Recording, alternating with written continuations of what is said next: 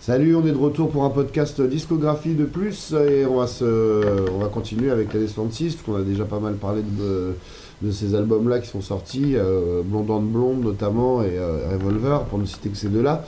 Et donc on va un peu s'intéresser aujourd'hui à Aftermath et pour ça on a Benjamin Durand qui est avec nous aujourd'hui ici sur le plateau à Tourette. Bonsoir Antoine. Bonsoir Benjamin. Donc Aftermath, on est quand? On est du coup, l'album né à la fin de l'année 65. Les Stones enregistrent déjà aux États-Unis, contrairement aux Beatles qui sont restés bien cantonnés à l'Angleterre, d'ailleurs quasiment jusqu'à la fin de leur carrière. Ce que tu m'as dit une fois, les Anglais leur reprocheront. Ils ont déjà écumé les studios de Chess l'année d'avant. Et ils retournent à Chess en 65, puis ils finissent par atterrir à Hollywood, au RCA, pour les sessions de ce que va devenir Aftermath. Donc sous la houlette de Dave Hassinger en tant qu'ingé son, de Jack Nitzsche en tant qu'arrangeur, et donc toujours Andrew Lowe Oldham à la production un peu mytho. Qu'est-ce que tu peux dire là-dessus sur cette période où en sont les Stones après déjà une pléiade de singles qui marche fort, Satisfaction, Get Off My Cloud, et là on arrive un peu à l'enregistrement d'Aftermath. Les Stones ont commencé à composer, c'est leur deuxième vie, quelque part, après avoir été cette espèce d'orchestre de fans de blues et amené, on va dire presque par hasard, à avoir du succès. Par hasard, c'est un peu dur quand même, parce qu'ils livrent des performances scéniques qui font quand même la une des journaux, et qui sont quand même d'une intensité assez peu commune à l'époque, déjà. Témoigne le concert du Tammy Show, où il délivre une énergie pleine de fougue, et avec un lead singer quand même complètement incroyable. Oui, mais c'était pas, je veux dire, l'ambition à la base était avant tout de rendre hommage aux musiciens de blues, etc. Ouais, et puis de faire autre chose qu'un boulot à la con. Mais leur manager qui a bossé avec les Beatles juste avant. C'était l'agent publicitaire, c'est ça. Ouais. Tout à fait.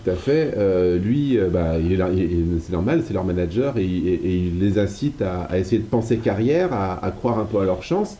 Et c'est pour ça qu'il les pousse à composer. Et c'est donc The Last Time, notamment, qui est vraiment le premier single qui les fait chambouler dans la composition. Ouais. Alors, et après, effectivement, ils vont être assez rapides pour enchaîner des bonnes compos, quoi. Ouais, mais enfin, c'est moins rapide, par exemple, que Lennon McCartney qui arrive à écrire des bons tubes tout de suite, tandis que les Stones vont se faire la main, écrire des chansons pour les autres entre 63 et 65, avant d'oser proposer une de leurs compositions au groupe, et là c'est vraiment The Last Time qui marque le début, où ils n'ont pas honte de proposer au groupe. Mais après c'est ça qui est intéressant d'ailleurs avec eux, c'est que c'est un conditionnement psychologique. On sait que Lennon et McCartney ont toujours été fascinés par le fait d'être auteurs-compositeurs, et vraiment se sont toujours vécus comme ça. Alors que Jagger, Richards, ils y avaient juste pas pensé, quoi. Et il y a cette anecdote qui dit que Andrew a dû littéralement les enfermer dans une cuisine pendant 24 heures pour qu'ils arrivent à commencer à prendre des trucs et croire en leur talent qui n'était pas immédiat, en tout cas sur le papier, quoi. Non, et puis surtout, ce qui est intéressant, c'est que c'est ce que ça chamboule au niveau de la dynamique du groupe, parce que comme on le sait, les Stones à la base, c'est le groupe formé par Brian Jones. C'est d'ailleurs Brian Jones qui entube un petit peu les autres sur les premiers cachets, qui prend l'argent pour lui, etc. Et Andrew Oldham, d'ailleurs, si je puis me permettre, j'ai eu la chance, le privilège et la joie d'assister à une conférence d'Andrew Oldham il y a quelques années, et où lui-même expliquait clairement ça. Il expliquait clairement que quand il arrive dans les Stones, il voit la situation, il voit vraiment le côté assez négatif de l'emprise de Brian Jones sur le groupe, et c'est vraiment, il se dit que s'il veut faire quelque chose de ce groupe, s'il veut réussir à en faire un succès un petit peu durable, c'est pas sur Brian Jones qui va pouvoir compter, qu'il a vraiment intérêt à les diviser entre eux, et à beaucoup plus se reposer sur Richards et Jagger. C'est vraiment, tu penses, une méthode de management. C'est pas non plus peut-être qu'il avait un peu plus de mal avec Brian aussi, parce que tout le monde avait du mal avec Brian. C'est un personnage terrible manipulateur et Oui. je pense que il va se mettre le groupe à dos dès cette période-là. Hein, puis... Oui, non, mais enfin, mais non, pour répondre à ta question, c'est avant tout, enfin, il prend un point de vue pragmatique. Oui. Il se dit, j'ai ce groupe, j'ai envie de le faire durer un petit peu et j'ai envie que ce groupe me rapporte de la thune. Ouais. Quelle est la meilleure solution pour faire ça? Réponse, s'appuyer sur Jagger Richards et ça marche. aussi un peu le modèle sur les Beatles qui fonctionne avec ce duo, ce tandem de compositeurs qui est Lennon McCartney. Et Brian, je pense qu'il a eu l'occasion de faire ses preuves d'écrire et ça n'a jamais donné vraiment de résultats. On n'a aucune composition signée Jones quand même à part les noms de Carfeld qui sont censés être écrits par les 5, il n'y a aucune fois le nom de Brian Jones entre parenthèses à côté des titres. Non, mais je pense vraiment, d'après ce que j'ai pu lire et de ce que Andrew Oldham racontait, je pense vraiment que c'est vraiment le côté personnalité qui n'allait pas avec le business en fait, quelque sorte. Tout à fait. Donc là, on se retrouve, je crois, si ma mémoire est bonne, fin 65, vers une session de novembre-décembre, et là les Stones vont attaquer un album qui, pour la première fois, sera entièrement contiendra uniquement des compositions donc, de Jagger Richards. Et là, on voit déjà que l'influence Dylan est là, et il y a un très bel exemple qui ouvre l'album, c'est Mother Little Helper, qui décrit un peu les symptômes et la difficulté de la vie des mères de famille en Angleterre, quoi. Oui. Et le choc des générations, surtout. C'est surtout ça que cette chanson réussit formidablement bien.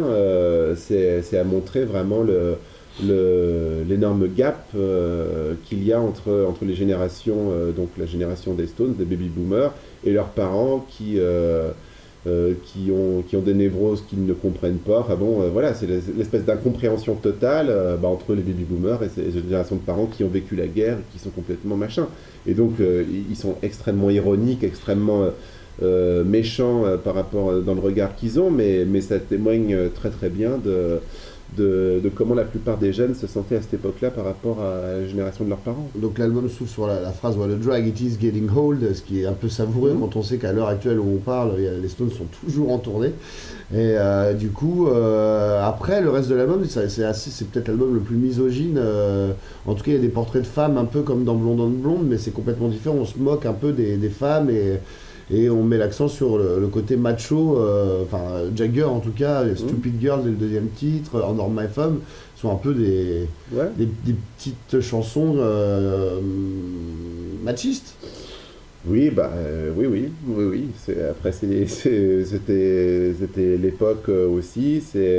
Oui, ça. Et puis le single était Nineteen Nervous Breakdown aussi. C'est une posture que Jagger s'amuse dans laquelle il se sent bien. Oui, il excelle. Je pense qu'il exagérait, qu'il forçait beaucoup le trait. Enfin, moi, je le vois un petit peu comme un espèce d'exercice de style, de jeu de rôle, comme assez souvent Jagger le fera au cours de sa carrière. Ouais, puis Jagger incarne vraiment ce rôle dans la vie. Il a toujours été collectionneur de femmes.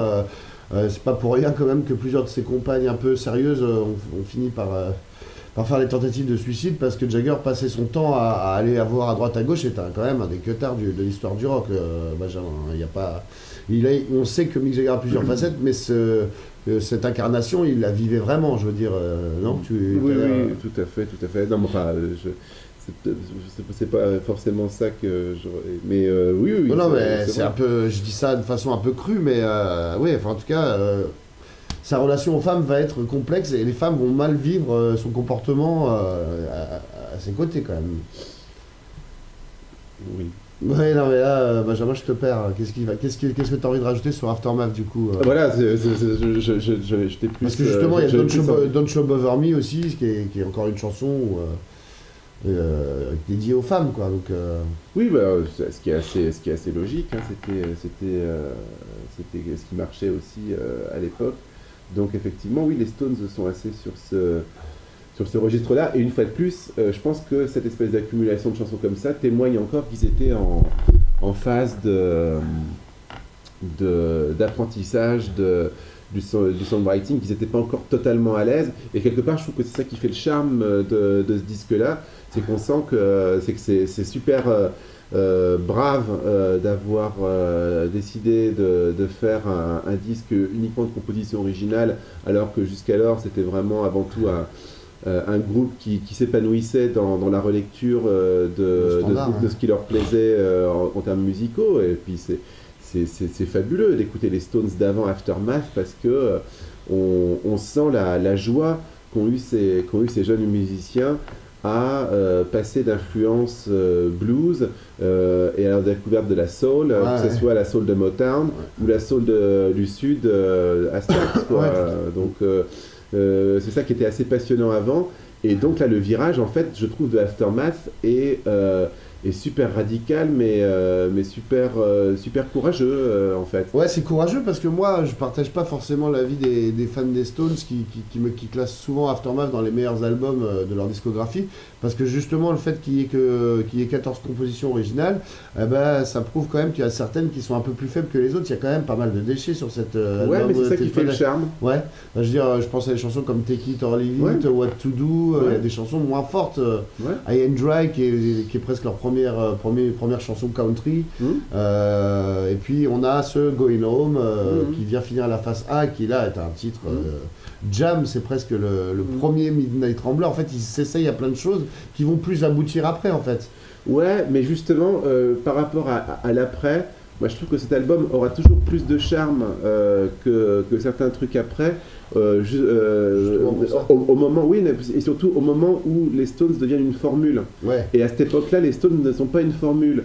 Les Stones tâtonnent, les Stones essaient de faire des choses, et puis évidemment, dans le côté expérimental, il y a le nouveau rôle employé par Brian Jones. Alors Brian, là-dessus, c'est une véritable brocante musicale. Je veux dire, il joue du xylo des marimbas. Oui. Il y a de l'harmonica sur Going Home complètement envoûtant pendant 11 minutes. Sur le DJ, il est au dulcimer électrique. Quand même, c'est un instrument qu'on n'entend pas beaucoup à l'époque. C'est sublime. Qu'est-ce qu'il y a d'autre? Il fait tout en fait. Il commence déjà à délaisser les guitares et c'est Richards qui se tape toutes les parties de guitare. Et on sent aussi que le jeu de Richards progresse vachement. Tout à fait. Et puis justement, ils ne sont pas dans cette espèce de passage obligé stonien qui va être ensuite là. Bon, évidemment pour du bonheur, parce qu'ils vont être vraiment les maîtres de ce son-là, etc. Mais ce qui va aussi devenir leur caricature, disons-le franchement. Donc là, on a vraiment une espèce de groupe encore jeune et où on sent la vie à 100 à l'heure qu'il passe. Alors effectivement, c'est pas leur compo. Il y a beaucoup de choses extrêmement maladroites, mais une maladresse qui a du charme. Et c'est vraiment ça qui donne la qualité intrinsèque de ce disque. Mais effectivement, vu qu'on a parlé de Revolver et de Blonde on Blonde, là, force est de constater que la maîtrise à tous les niveaux, d'ailleurs, la maîtrise géniale qu'on a au niveau dans le camp Beatles et dans le camp Dylan, évidemment, n'est pas du tout présente chez les Stones, chez Aftermath, mais ça n'a absolument pas lieu d'être un gage de qualité, de alors supériorité. Après, ils arrivent à un peu atteindre ça sur, par exemple, Painted Black, qui n'est pas sur la version anglaise. Parce que Painted Black, c'est quand même un single absolument génial. Et où ils touchent un peu à... de toute façon, arrivent à les sphères de les Stones de cette époque-là, de toute façon, sont des maîtres de single. Voilà, c'est complètement évident. Là, c'est vraiment le format qui est dans lequel ils sont les plus épanouis et où ils vont devenir de plus en plus impressionnants. De toute manière, c'est Steve Van Zandt, le guitariste très musicologue de Bruce Springsteen, qui dira toujours, de toute façon, pour savoir ce que c'est que le rock'n'roll, il suffit d'avoir la compile des singles des Stones des années 60 et vous êtes bon avec ça. Ouais, c'est vrai. Je suis tout à fait d'accord avec ça. Dis-le, ça va être difficile quand on va aborder les années 70, qui pour moi regorge de trésors cachés. Bien sûr, enfin je veux dire. Mais en tout cas, qu'est-ce qu'on peut rajouter sur Aftermath? Toi, ta chanson préférée, c'est quoi sur le disque, par exemple? Vraiment une chanson que tu trouves géniale et que tu t'inviterais les auditeurs à aller l'écouter. Bon, Under My Thumb, pour moi, c'est sûrement la perle du disque, mais avec Mother Little Helper, on va dire. Ça, c'est bon. Et toi, non, c'est un peu pareil? Non, il y a beaucoup de choses. Moi, j'aime beaucoup écouter ce disque en entier, évidemment, version anglaise. La phase B se fera un peu de la comparaison avec la phase A pour moi. Je trouve que c'est une des phases B où il y a vraiment plus de déchets. Une fois de plus, moi, oui, je comprends ce que tu veux dire et dans ce sens-là, tu as raison, mais mais ça m'intéresse pas d'écouter ça comme ça en fait. Ouais, t'écoutes ça d'entrée quoi. Bah, j'écoute ça surtout comme une photographie à la fois d'une époque et de ce groupe qui tâtonne comme ça et en ayant cette oreille-là, c'est passionnant. Alors bien sûr que si tu écoutes ça, si tu veux absolument comparer la réussite, l'album en termes de réussite d'Aftermath par rapport à la réussite d'un disque comme Big Heart Banquet et de Bleed, alors oui, effectivement, tu as un déséquilibre des faces, etc. Mais c'est intéressant d'écouter, d'arrêter, d'oublier un petit peu justement le fait que voilà, les Stones, on sait qu'après il y a les années 70, machin, etc. Non, essayer de se reconcentrer sur, ouais, ça donne quoi, cinq petits gars anglais qui connaissent rien à la vie, qui découvrent la composition, qui sont perdus aux États-Unis, etc. Qu'est-ce qu'ils font avec ça, machin, et c'est ça qui est passionnant. Non, mais il y a déjà des réussites, hein. Je parle de la phase B, il y a quand même Flight 505 Out of Time qui pour moi sont des super morceaux. Voilà, c'est génial. Non, Modern Victor Helper, ça reste quand même absolument fondamental, etc. Mais j'aime vraiment beaucoup ce disque. En tout cas, c'est un album qui a été assez peu représenté sur scène, hein, pour finir. Mother Little Helper, je crois, a été joué une ou deux fois sur la tournée américaine. Mais après, finalement, il y a juste Under My Thumb qui a été joué un peu régulièrement jusqu'à aujourd'hui. Sinon, très peu de choses. Lady Jane a été jouée à l'époque, mais a été rejouée peut-être une fois depuis Halo 2 en 2012. Et sinon, il y a très peu. Going Home a été joué dans des versions assez incroyables, proches de Midnight Rambler déjà en 67. Ils faisaient un espèce de medley Going Home Satisfaction sur la tournée européenne 67, c'est génial. Mais sinon, plein de morceaux sur cet album n'ont jamais été joués. Out of Time, Flight 505, Don't Show Bother Me, What to Do. Quelque part, tant mieux, hein, parce que... non, mais tant mieux parce que le charme de ces morceaux résidait dans la formule avec Brian Jones. Ouais, bien sûr, mais ils n'ont jamais été piochés, finalement, des petites perles dans cet album. Comme si, peut-être, ils assumaient pas vraiment... Bah oui, et puis aussi, pour la raison que j'expliquais aussi tout à l'heure, c'est que c'est aussi un album et des chansons qui ne disposent pas vraiment de leur formule, de la formule sur laquelle ils vont capitaliser par la suite. Et donc voilà quoi, c'est des choses des chansons qui leur semblaient sans doute pas mal incongrues pour aller coller avec leur formule quoi. Bon bah écoute, tout ce qu'on a dit est assez cohérent pour une fois je trouve. Bah écoutez, merci, hein, on vous embrasse et on se retrouve vite pour un autre podcast. Ciao. Oui.